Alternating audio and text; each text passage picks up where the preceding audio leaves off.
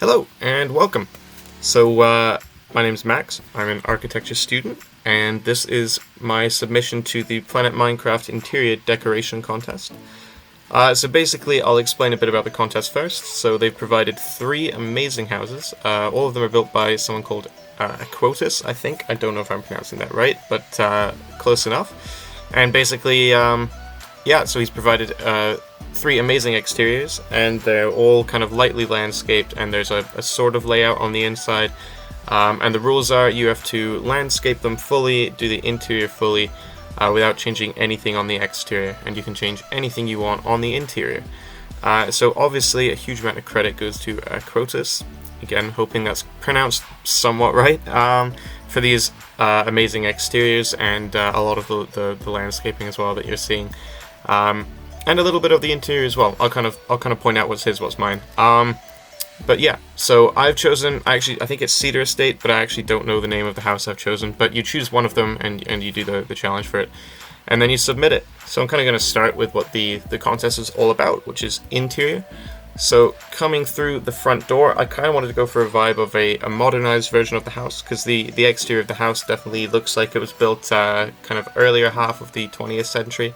But I'm a big fan of kind of turning around houses like that into more renewed takes. So that's kind of the vibe I wanted to go for here. So a bit more simplistic, light and open. So lots of light grays and kind of whites and off-whites for the walls.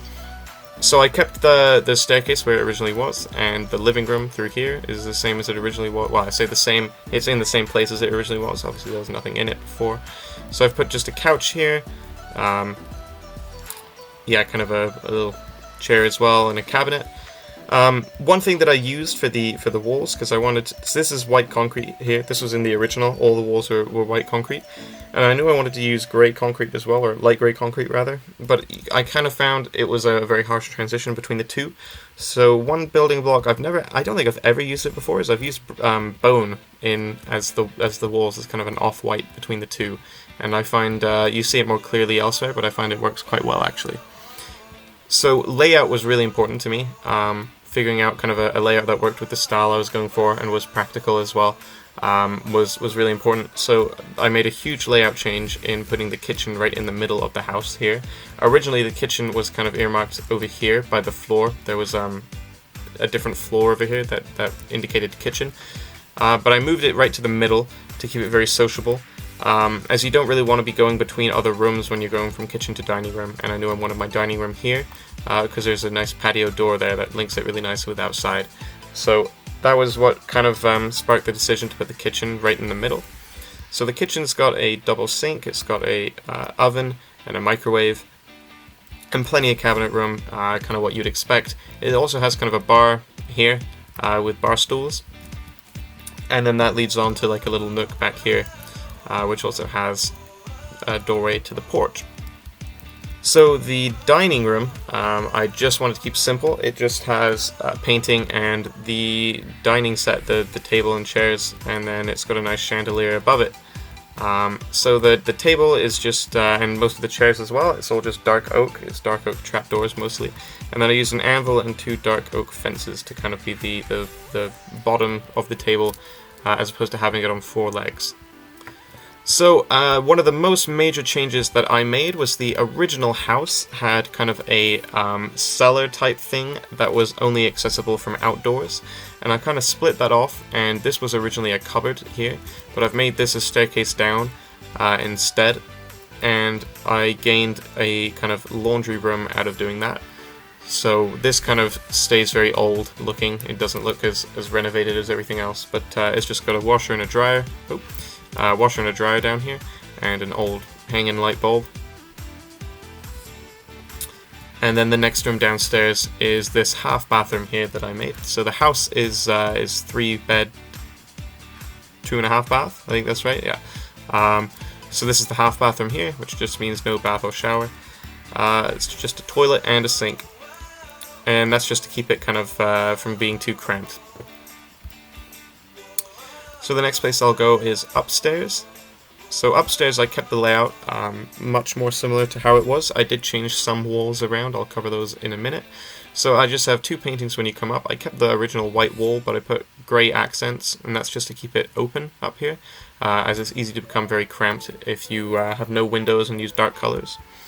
So I'll start with the bathroom here. Again, this bathroom stayed mostly white or entirely white, with mostly the white concrete from the original. So this was originally a bathroom. It had the same floor, and it hooks around, and there's a bath kind of on the corner, which I'll show you in just a minute. But I put a birch cabinet in with two sinks. That was to keep the kind of light feel to the room.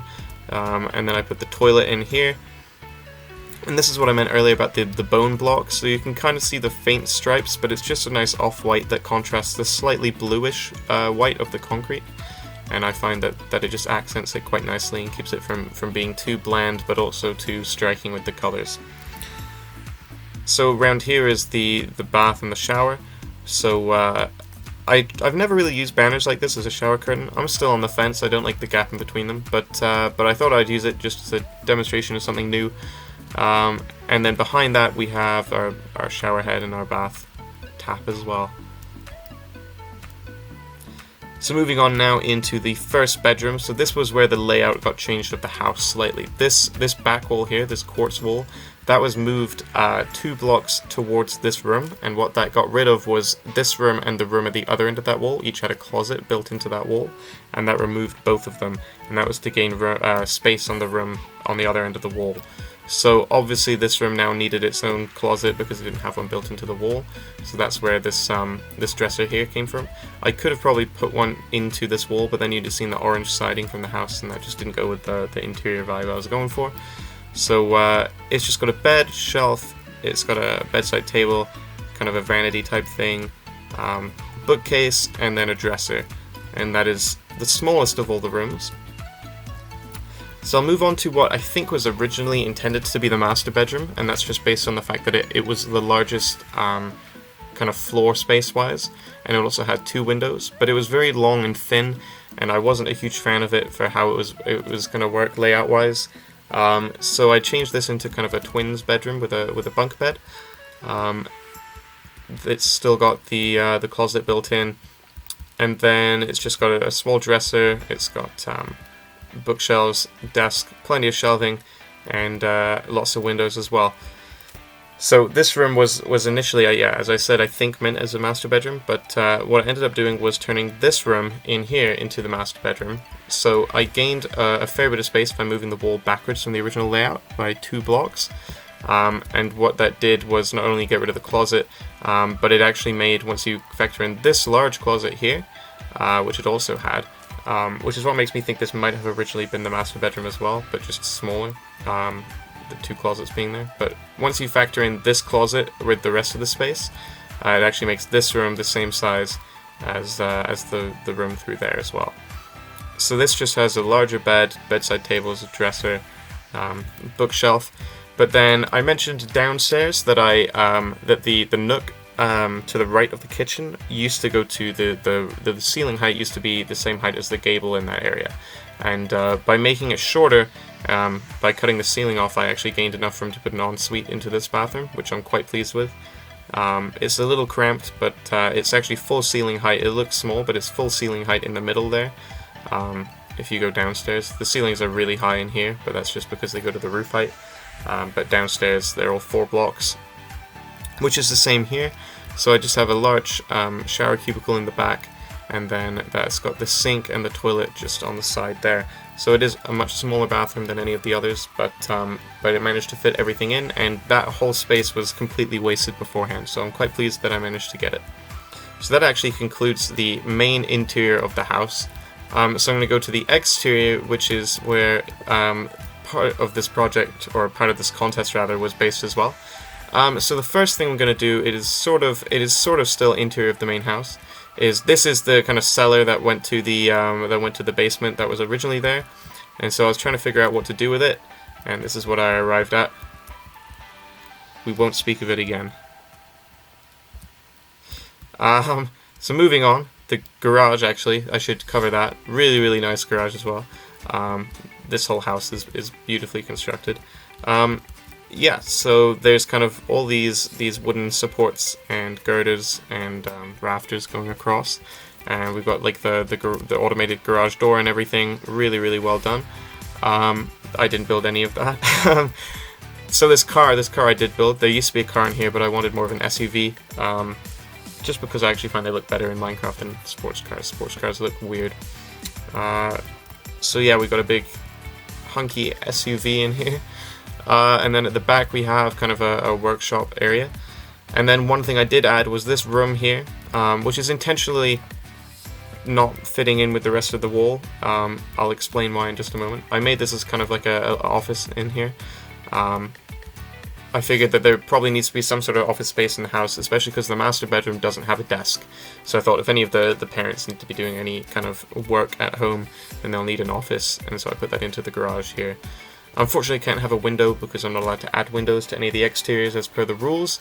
But yeah, so I just did this. I didn't put a roof over it because I thought, well, like, no one's going to really be doing anything in the garage anyway, usually, so it doesn't really need it. But the white doesn't blend in because this obviously would be an add-on after buying the house, and you wouldn't really put much effort into drywalling it, would you? You would just kind of get it set up so it's an actual room, and then that'd be it. So up here is just some storage. I had to make the floor thicker because it was originally just one slab and you can't put anything on top, so it's just chests and barrels up here. I just wanted to use the space for something, but that's it basically. That is the whole garage done, and then we'll move on outside. So actually I will start landscaping wise at the very front of the house. So a lot of all the trees and hedges and bushes that you see, they were all there originally, and the fences, these fences are fantastic. They were all there originally. And the driveway and the paths, they were all there originally as well. So I'll cover all the features that I've added here. I mowed the lawn, and then I put all the flower beds in as well. And then at the back there's plenty of other features. You probably got a quick look at them earlier. So yeah, so these flower beds that just follow the driveway, all of these are put in. Going around the front, I tried to get lots of detail into the lawnmower lines, so like around trees and stuff, it goes in a circle so they continue with the stripes. Just stuff like that to really go the extra mile. And so then continuing around the back, I wanted to keep it all nice and tidy. It was pretty messy in the original. And we arrive at, so here we can see the patio door from the dining room here, and that walks out, and there's a barbecue. So it's actually like open right now, and you can see the levers, like the handle on top. And then we go to a jacuzzi, a hot tub here. So that's just got a bench, it's got some candles, the covers pulled back here. Just details like that I wanted to get. And then continuing back, we get our own outdoor table, some nice benches for it, and a sun umbrella, which is currently folded down. So moving on, we get the climbing frame, the play structure. These are obviously difficult to build without looking really chunky, so I'm quite pleased with what I ended up with. I always find it very important to use no full blocks for any of the wood frame, which obviously becomes a challenge. So we have a swing set here, end rods and trapdoors, and then the play structure here. Obviously you can't use the ladder, but I do just find that these gates work better for ladder runs than an actual ladder, unfortunately, especially when you're running spruce because the color matches. So we kind of have a slide here. This is kind of intended to be a tube slide, as opposed to one that you'd sit on. But obviously, if you actually made it a tube, it would be huge. So it's just a block, just for imagination. So continuing around the back, this tree, I just put a flower bed around it. Just keep it nice, keep it fresh. And there is a fire pit here, so and a spare stack of woods. So I just put some benches or chairs rather around it. That's just for casual s'mores and marshmallow roasting and all that kind of thing. And then we get to this little canopy that I made with some nice chairs. This is just a reading spot, whatever you want it to be. I just wanted a nice canopy, so that's just using fence and gates as well for the whole thing. So that does conclude the tour of the whole house. I hope that you enjoyed. If you did, make sure you subscribe for more of my builds. I'll see if I can do a build that I actually did the whole thing of next time. And yeah, if you're interested in this contest, then have a look on Planet Minecraft. It ends at the end of June. really fun contest, and the houses are absolutely superb that they've provided for it. And also, I should probably thank Cube Creative as well, because they are the ones kind of hosting the contest with Planet Minecraft. They're a creative server. I've never actually been on it, but I've heard plenty about it. Yeah, so the finalists of this contest are going to all be featured in Cube Creative's server. So have a look on Planet Minecraft for all those details if you'd like to see more people's take on these houses, or enter yourself. So thanks a lot for watching, guys.